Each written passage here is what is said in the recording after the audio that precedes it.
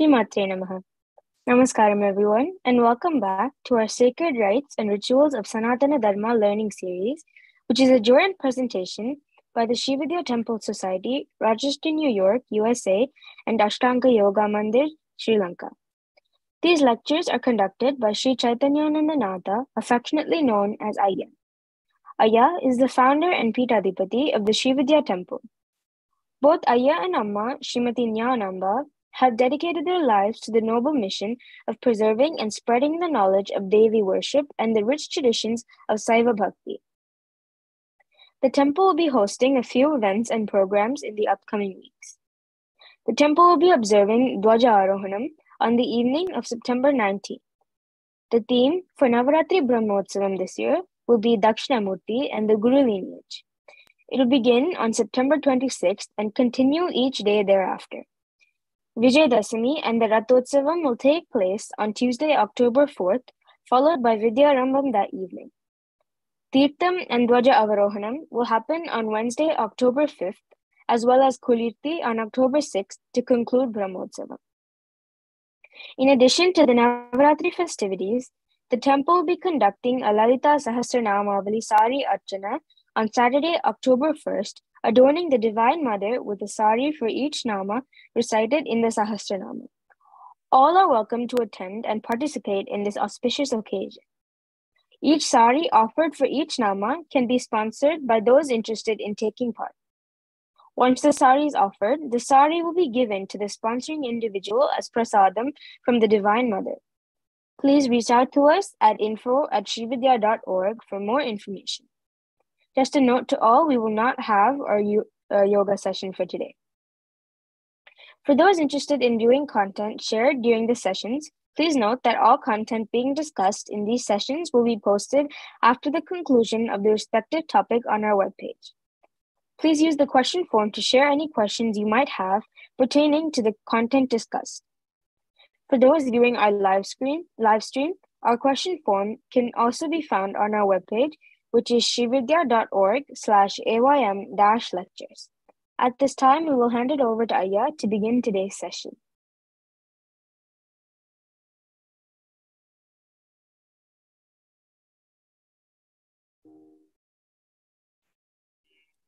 Namaskaram. Hamsasivasoham hamsaha hasakafrem hasakshamadavadayom hasaom sahakshamadavadayim saho swarupanirupana hetave svagurave Sri Annapurnanda Sameta Sri Amarthanandanada Saraswati Mahapattaraka Mama Sri Guru Sri Padukam Pujayami Tarpadami Namaha. My humble pranams to my esteemed Guruji, Srila Sri Amritanandanada Saraswati of Devipuram, India. I prostrate before him and pray to him that he sit on my open heart lotus and speak through me. We have been looking at the various forms of Shiva. Just to recap, according to the Skanda Puranam, there have been 25 forms of him that are accepted. There are other combinations like 64 forms of Shiva. But please remember that he has taken countless number of forms just so that he could help one devotee. These are by and large individual experiences by devotees. For example, in the Thiruvilayadar Puranam that details his divine play in and around the Meenakshi temple in Madurai, Sundareswara temple, Daruvikku Potkili Alitha Padalam. There used to be a temple singer who was dirt poor, and he wanted to help him, and he gave him a poet. This young one is a poet. and he helps him. That's an individual effort by the Lord to help out one devotee. We talked about a sow that was in Madurai, roaming around, fully pregnant, and it gives birth to 12 piglets. And during the birth, it dies. And the 12 piglets are running in the rain, up and down, looking for their mother because they're hungry and they want to have milk. Shiva takes the form of a sow and goes and feeds the piglets. So it's not only human beings that he has helped the animal kingdom too, but these are individual appearances for the sake of one devotee. The categories that we have been looking at are for the humanity by and large. And last time we began to talk about Neelakanteshwarar, the one with a throat that is blue, and the story behind it. We talked about the Devas and the Asuras teaming up together because one side could not accomplish it alone. They used the Meru mountain as what is in Tamil Nadu and other places called the Math, and they churned the ocean of milk. And when they started to churn the ocean, the crags and crannies and protrusions from the mountain, as you can see, were pressing hard against the body of the snake, and it was in agony. And as the churning proceeded, the agony became even more pronounced. And the Asuras, wanting to be first, whatever they thought, they wanted to stay where the snake's head was. And it poured out the poison that was in its body. And that poison began to burn everything up. And people start to run. The Devas and the Asuras started to run here and there, not being able to stand the violent reactions of the poison. It was called Hala Hala, Hala Halam. The Devas run to Swami, and Shiva, in his compassion, comes there and he collects the poison and drinks it. And the poison is so violent. The snake, by the way, is Vasuki.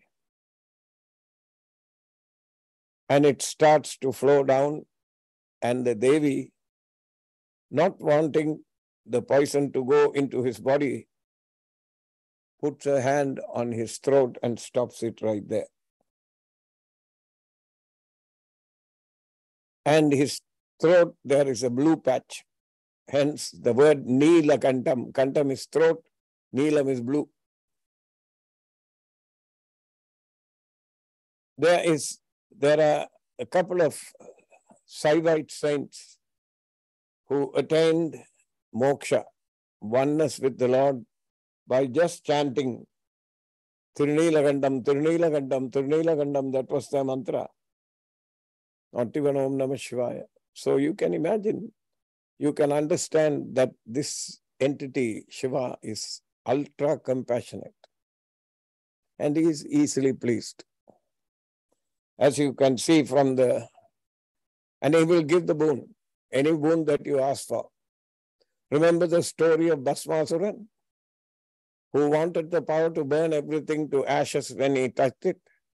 When Swami gave it to him, he tried to place his hand on Swami's head to test the thing.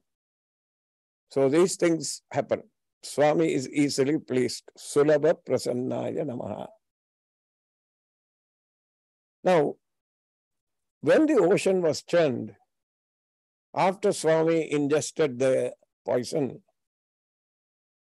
and Vasuki got used to the abrasions of the mountain against its body, various ratnams or ratnas began to emerge from the ocean of milk. The ocean of milk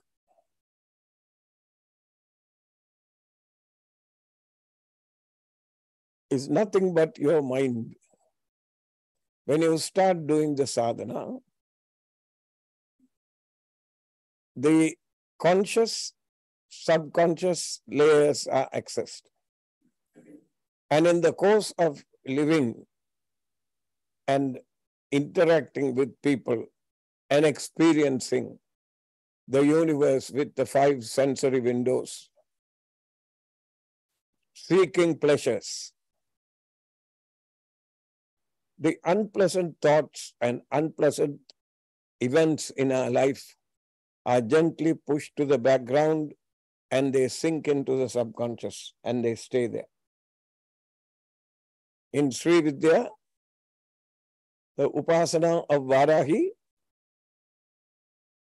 dredges those up, those negative feelings that have remained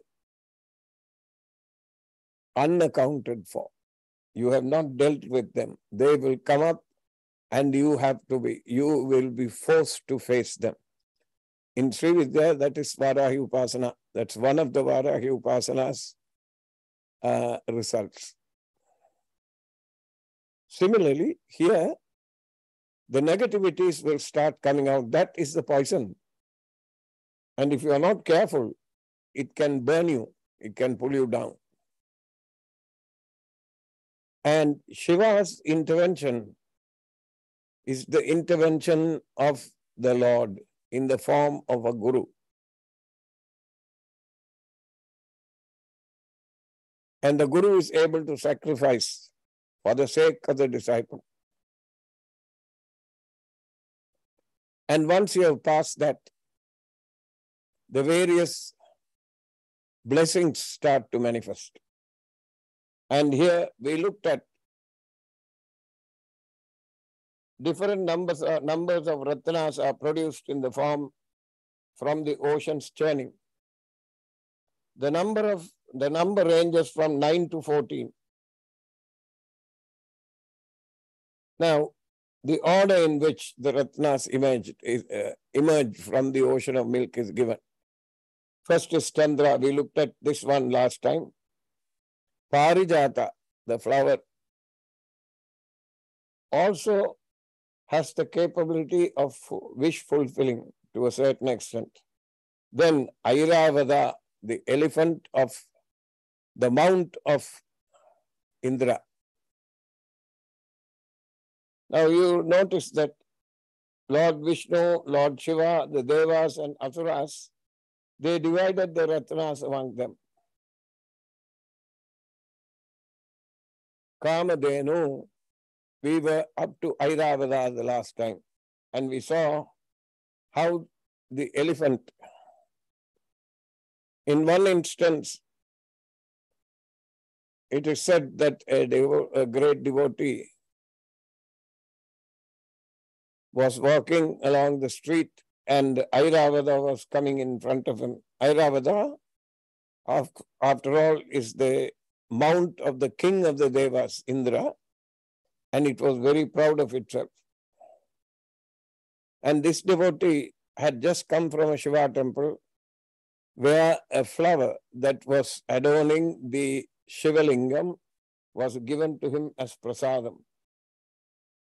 And this devotee, recognizing the royal elephant in front of him, thought that he should not keep the flower to himself because Indra, after all, is the king of the Devas, and it would benefit all of Devalokam if he gave the flower to him. And he gave the flowers and a garland to Airavata. It just carelessly took it and threw it away and trampled on the flower. And the devotee was not only horrified, he was angry that it had disrespected Shiva Prasadam. Remember, anything coming out of a Shiva temple in the form of a prasadam, you should be very careful with it. If one has no use for it, it is okay to place it under a tree where nobody will trample it. Or leave it in running water, where it will benefit the people downstream. But you should not throw it away. So Airavata was cursed. Said that it would run amok and it would roam in the jungles. One story says that in a different yuga, Airavata was roaming around Kalahasti. That's the elephant that came and worshipped Swami. Because when it sees the Shivalingam, memories are stirring inside it. It's not able to identify what this is in front of it, but it knows that it's a divine object. So it brings water from the river and pours it on the Shivalingam, and it watches a Brahmin priest come and place flowers over the Shivalingam. So it does the same. Like this, it was going on. And a spider in the same jungle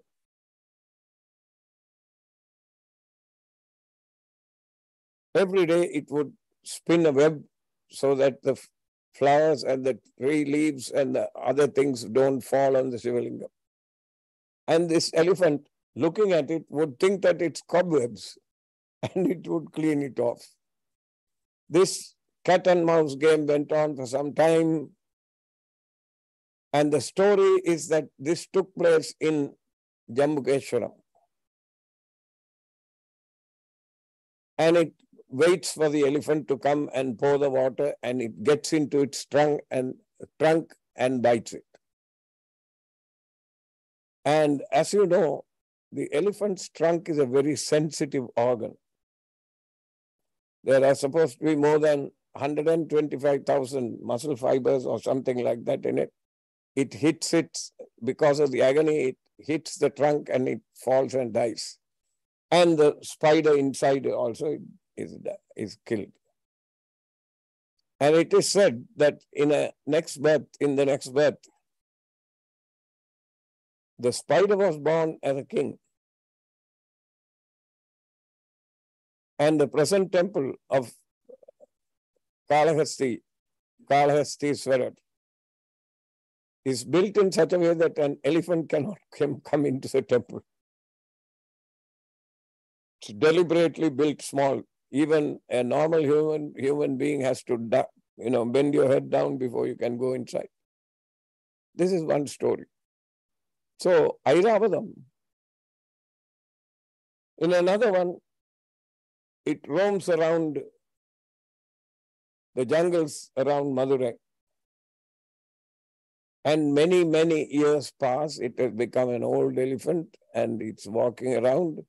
And one day it comes across a Shivalingam. That Shivalingam is Sundareshwarar. That also is Swayambulingam. And it worships there and it attains Mutti. So the story of Airavata is also interesting. The next Ratnam that came out of the Milky Ocean was Kamadhenu. Kamadhenu is said to have had a human face and a cow's body. And if you stood in front of Kamadhenu and wished for something, immediately it will come to pass. It will give it. And Kamadhenu, the divine goddess, right, was taken by it was, go back to the, can you have the slides, please, so that people can connect it up. When Kamadhenu came out of that, Mahavishnu claimed it because Kamadhenu is said to be an Amsa of Lakshmi.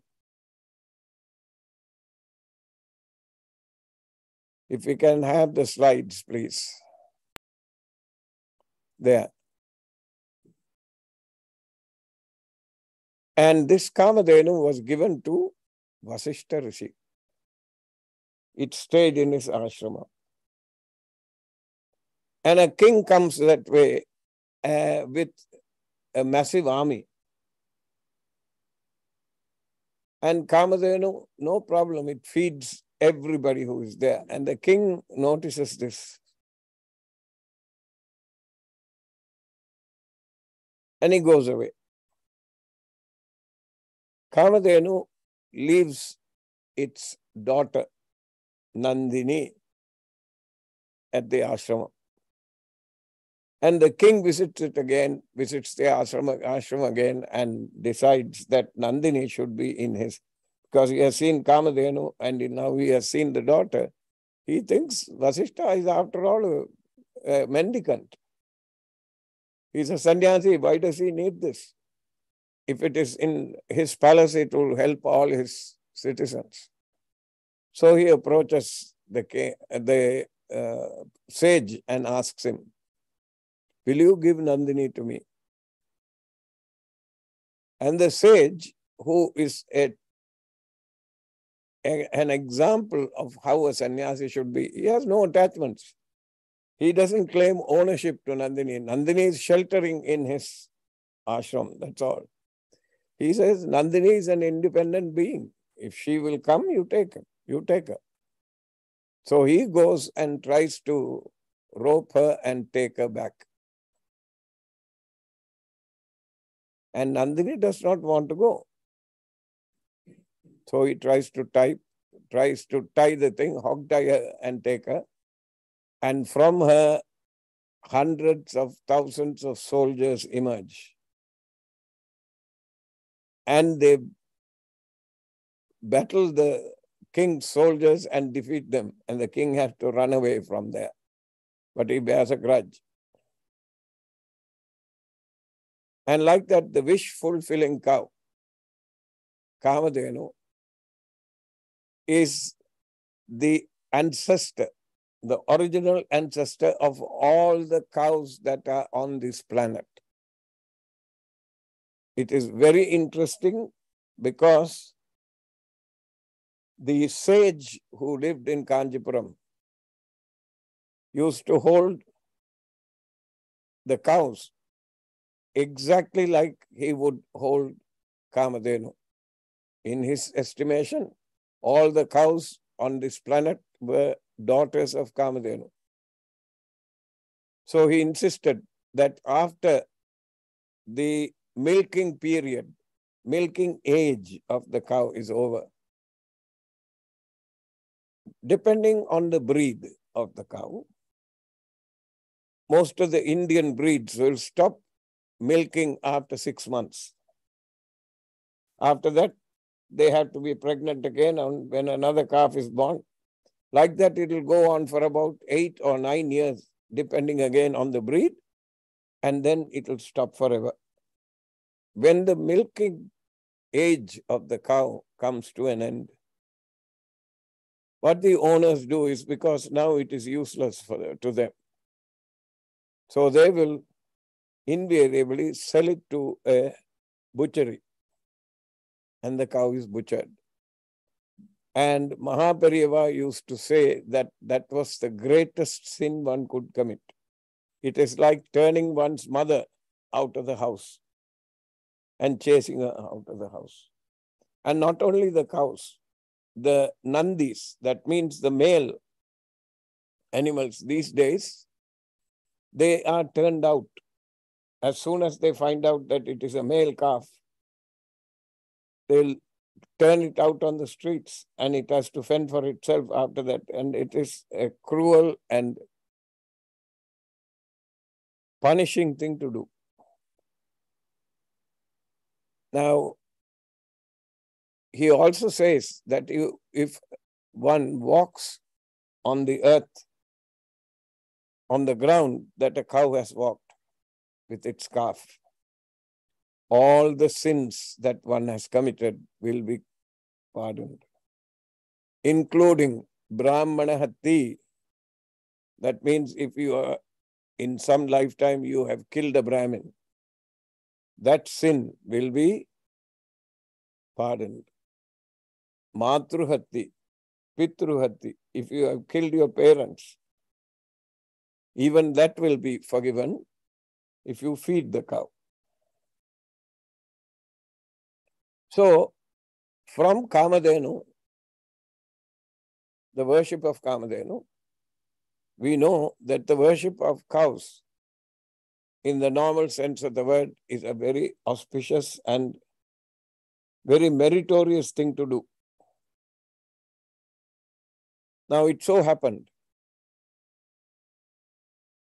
that we have this temple has a connection with a Goshala in Dwaraka, the home of Krishna.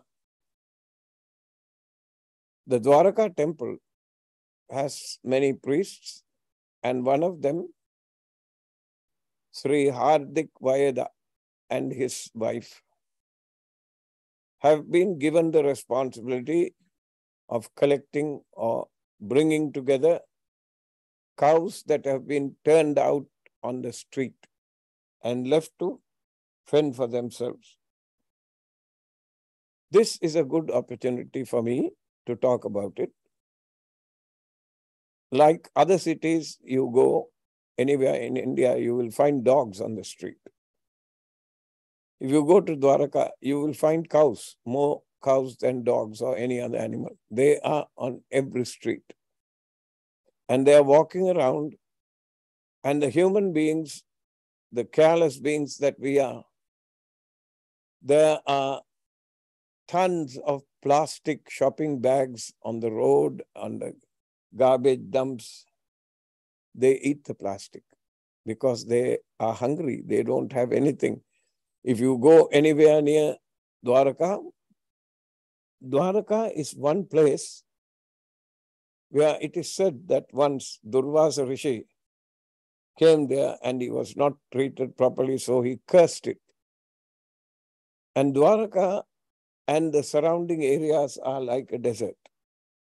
There's nothing that grows on the ground for them to eat. It is a real sad and cruel thing to see and observe. And if the cows have this kind of treatment, then you know that the bulls, the males, they are worse off. And people are careless because of the traffic these days. They get hit and sometimes they are attacked by dogs. It's a sad thing. So this Sri Hardik Vayada has taken it upon himself. His life mission is to protect these cows.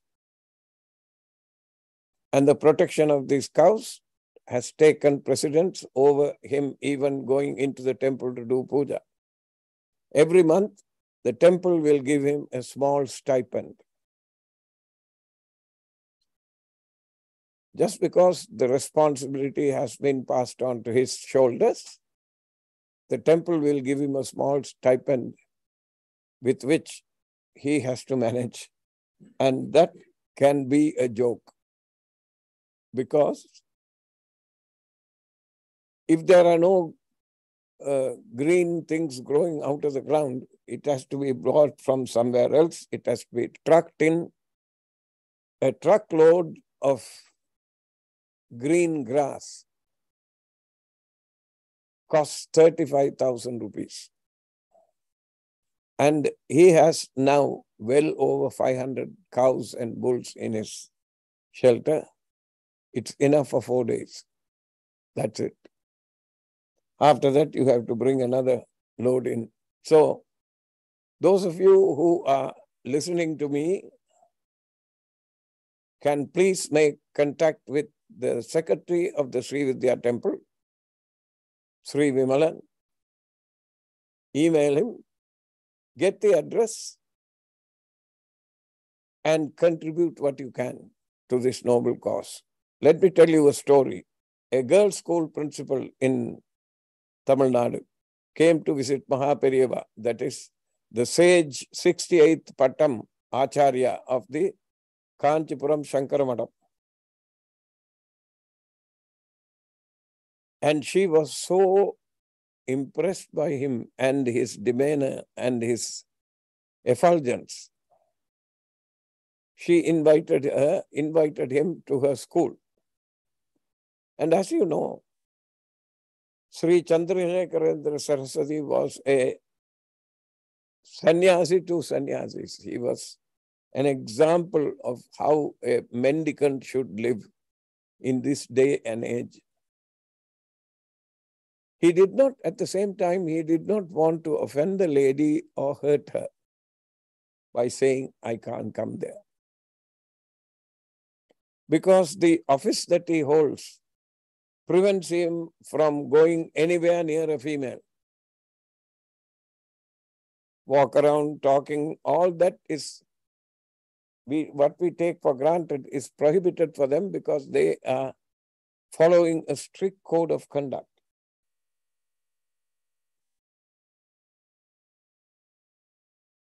And he's thinking how he can get around to try and tell her that he cannot come.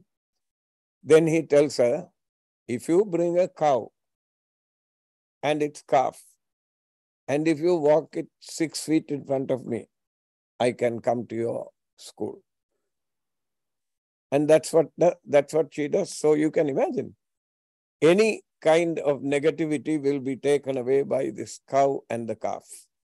And they are all of these cows that we see on the streets or in other people's houses or in farms, they are all daughters of Kamaden. The next one, the next Ratna to come out of the Milky Ocean is Madhura. She was also called Varuni. Now, Madhura is the goddess of wine. Though she appeared disheveled, she was taken by the Asuras for the taste of the intoxicating drinks she was able to prepare. Other sources mention her as the daughter of Lord Varuna. Like 3 goddesses, 3 supernatural animals appeared during the Amrit Manthan. So there is the picture of Varuni. Varuni is supposed to have manifested there because there are secret tantric rituals performed with wine. In the 5 forms of worship that are popular today or that are known in Sri Vidya, one is on the left-hand side, Vamacharam, where the 5 M's are employed. We will not go into that, but suffice it to say that one of the 5 M's is wine.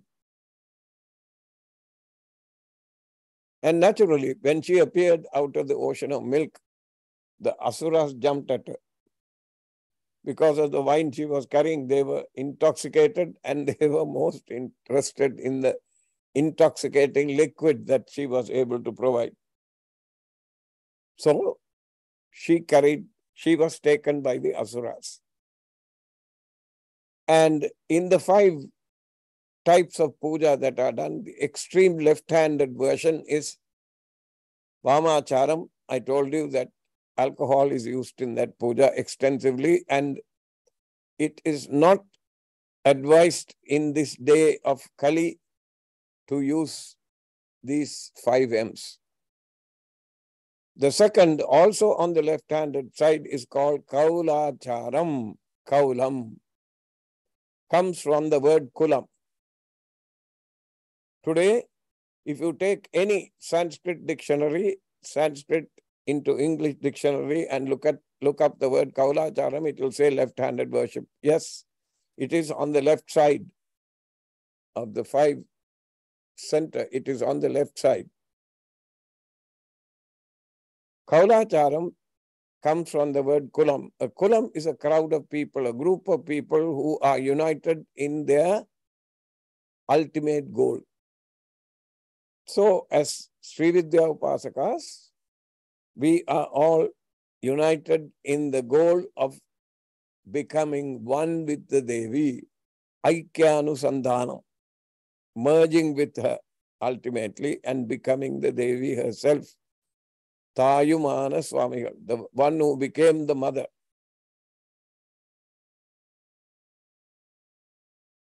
Now, the second meaning comes from the word kulam again, kula acharam. The discipline common to this group of people is called kula acharam, and it became kaulacharam. Same word. The second meaning is, in Sri Vidya, you are taught to do Shat Chakra Japam. Japam traversing through the 6 chakras in the body and ending up in the 1000 petal lotus above the Brahmarandhra. The petals of the chakras are called kulas. Kula acharam.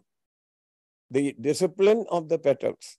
Anybody who knows how to do arohanam and avarohanam of the petals and go through the centers is called a kula achari, kaulachari.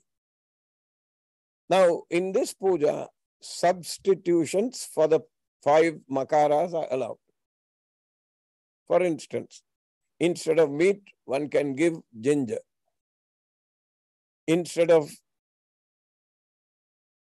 madhu, instead of alcohol, one can use honey. So, piradinidhi. So, vamacharam, kaulacharam. On the right-hand side, one is called samayachara.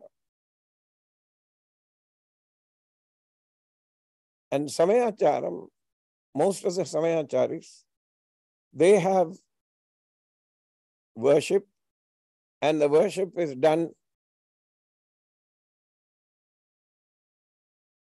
internally. If you look at the Sahasranamam, there is a sequence that is shown there, beginning with the 16 petal lotus and going down to the 12 and 10 and 6 and 4 and 2 and 1000. In each of the lotuses, you can install the deity, the Devi, and she is described how she appears in that chakram and what naivedyam to give her, all that is mentioned.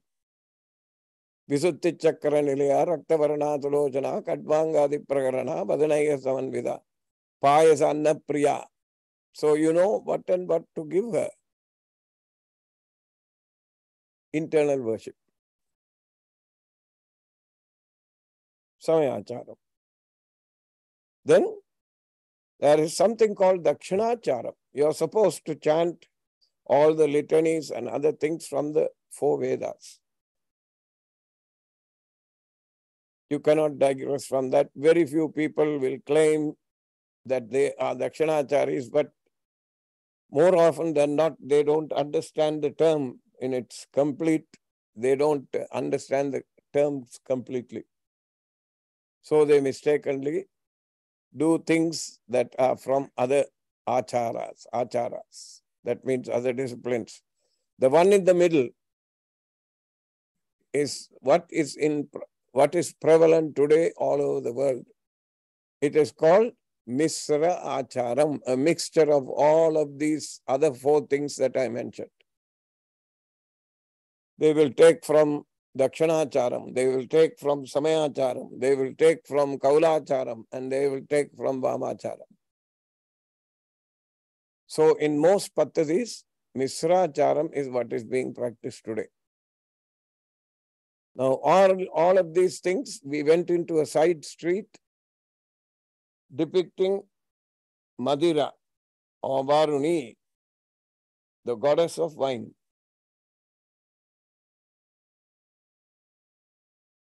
It's 8:45. If we can go to the questions. You see, even with the ocean of milk, it is not easy to get away from all the side stories. I think it is important to talk about them because the young ones who are listening to it have not had an opportunity or the benefit of having older people sitting and telling them the stories. So these are for their sakes. Let's have the questions, if the questions have come.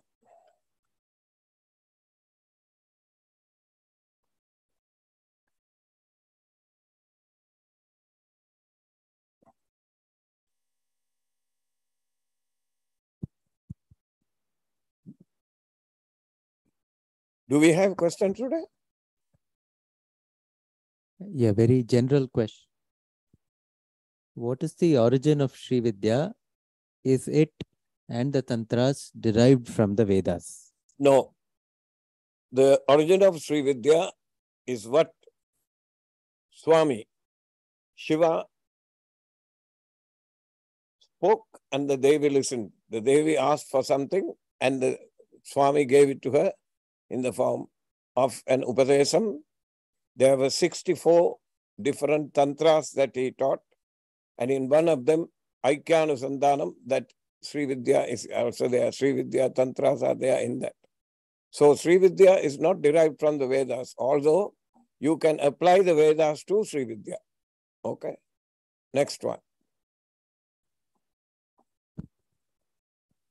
Yeah, can you also expand on, is that true of all the Tantras as well? All the Tantras were derived from? All the tantras are just like the Agamas. Swami chanted and the Devi listened. So it came from the mouth of Swami and the Devi listened to it. There is also a claim that Shiva has 5 faces. Satyojadam, Vamadevam, Agoram, Tatpurusham and Ishanam. It is said that from 4 mouths, from the 4 heads, the Vedas came. And from the fifth head, Ishanam, Tantras came. Therefore, Tantras in that claim form the 5th Veda. That it is said to be the 5th Veda. Okay? Next one.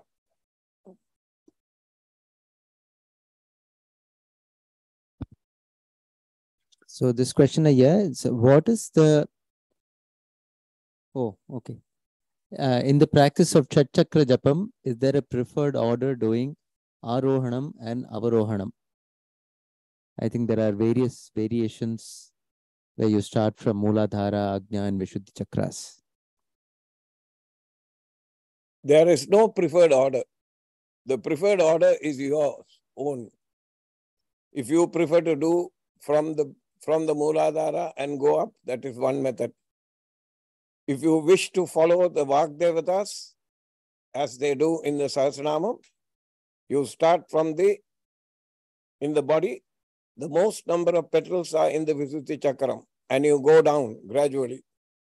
16, 12 in the Anahadam, 10 in the Manipuram, 6 in the Swadhishtanam, 4 in the Mooladharam, 2 in the Ajna, and up above. And you come down and go up. If you come down anti-clockwise, you will go up clockwise.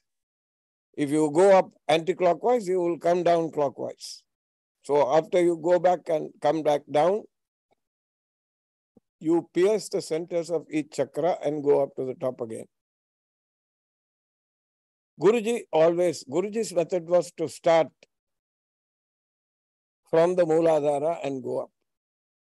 There is also a method where the 2 that are chanted is for the Guru Padukas. You start with the Guru Padukas and come down to the Mooladharam and go up again. Otherwise, you can start with the Visuddhi Chakra like the Vagdevatas have mapped out and do that. It's individual choice. Whichever you like, you can do. Next question.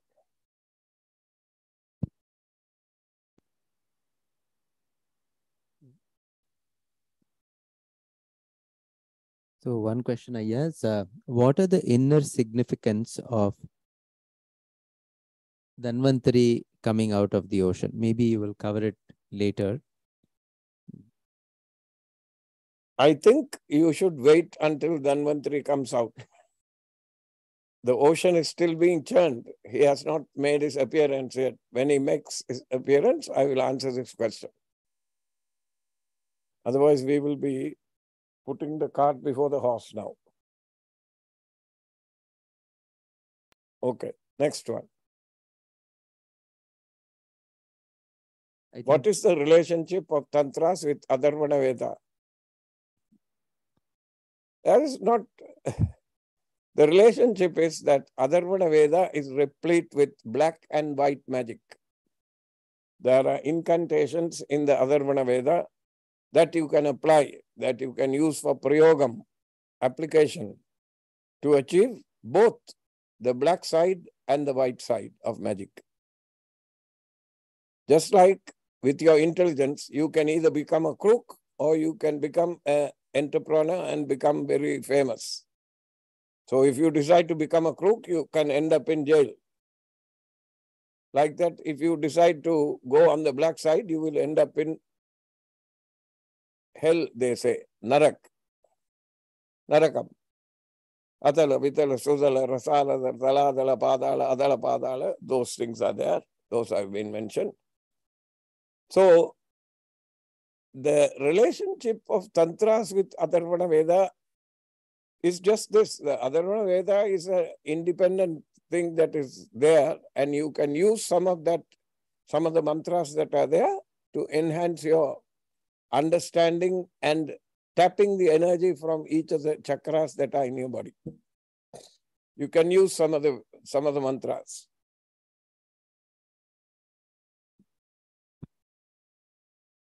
Those are all the questions we have here today so far. So, oh, there's one more? Okay. What is the significance that the Devi stopped the poison from going down Shiva's throat? Now you notice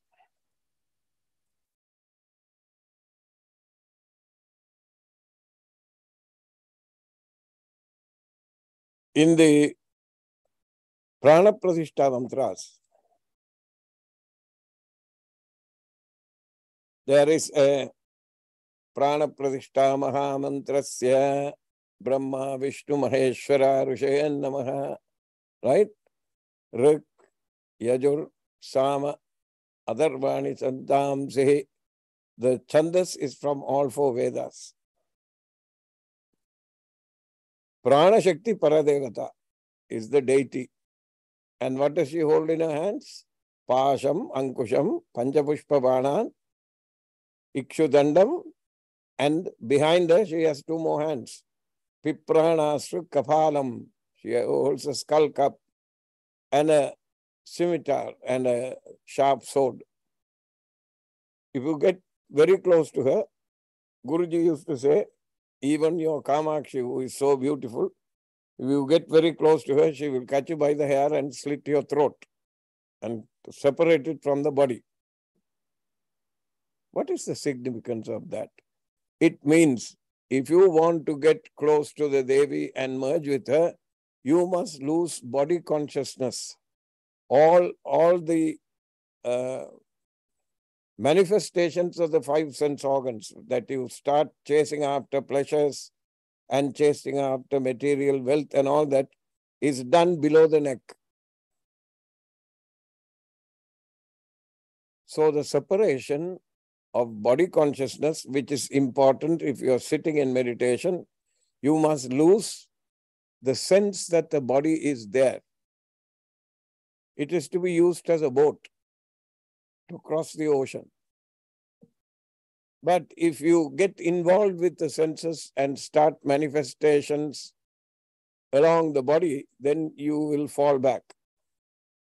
The significance of stopping the throat at the poison at the throat level is because the Devi did not want what has been dredged up from the mind going and translating itself into action. Sometimes Shankalpam Jugomi Swaha, Vikalpam Jugomi Swaha. What is Shankalpam? Shankalpam is a legitimate affirmation. Vikalpam is you chase after something that is completely off the beaten track, that can take you into deeper trouble. So to prevent that, whatever that has been dredged up is stopped right here at the Visuddhi Chakra. And at the Visuddhi Chakra, just above the Visuddhi Chakra is space, and it is being dispersed into that so that you cannot get affected by it.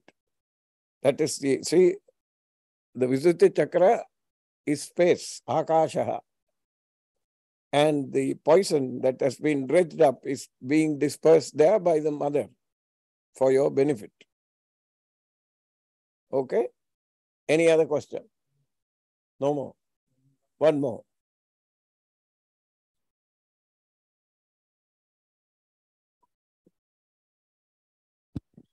Does the blue color of the poison in Shiva's throat relate to the Vishuddhi Chakra? If not, what is the meaning behind the blue color? Normally, there is a temple, I think it is Kalahasti, I may be mistaken, but one of the Shivalingams that is supposed to have been worshipped by many devas and some asuras. If you pour the milk on it, right, the milk becomes blue. And the poison of snake bite and other things, you will find that the skin around the area where the bite has occurred is becoming blue. Especially with cobra bite, it will turn blue in the body. There has been, it's an interesting thing. When I was in Mataji's ashramam, there was a little kid by the name of Sivapalan. On an Ashtami day, he was bitten by a snake, a venomous one. And as we were watching, you could see the blue color slowly rising up from the feet and going up. And it was, Mataji was saying that if it reaches the throat level, he'll be dead. So the 150 odd orphans there who were familiar with the Mahamrityunjaya Mantram, Maha Mrityu Jaya Mantram. Mrityu is what? Death. Jaya means victory over death. This was something that I witnessed, and I was so taken up by the power of this thing. We sat there and chanted, Om Triyambakam Yajamahe Sugandhim Pushtivardhanam Urvarukamiva Bandhanan Mridhyor Mukshi Jamamrita. Like this, all the 150 children in unison, he was made to lie.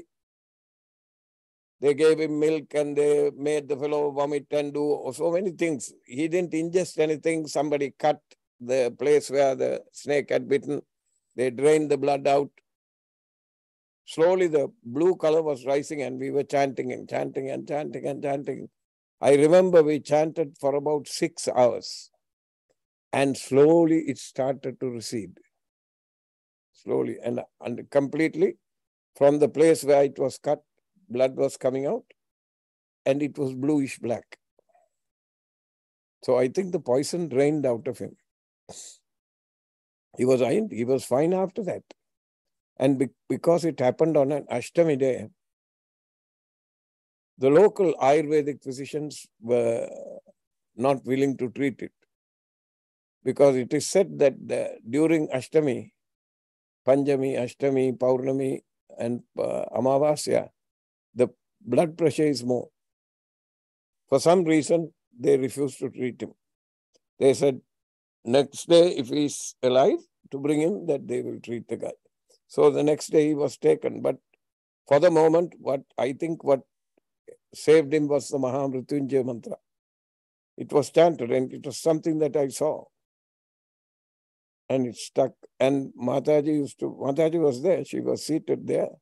And she was chanting alongside with us too.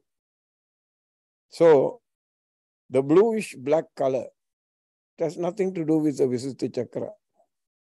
Maybe the blue color is there. You are thinking that if you look at the color, you look up and see, it says Akashaha, right? You see blue color.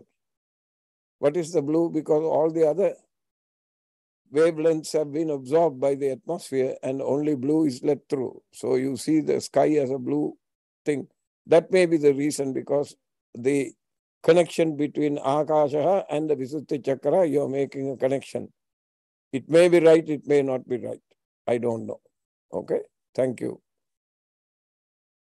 We shall meet you again after Navaratri or before Navaratri. Is there one more week? We will meet you before Navaratri begins. Okay, thank you very much. Namaskaram.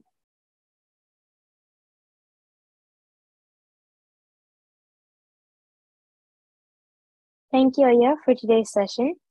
To access all content from prior sessions, please visit srividya.org/aym-lectures. We would like to thank everyone for joining us for today's session.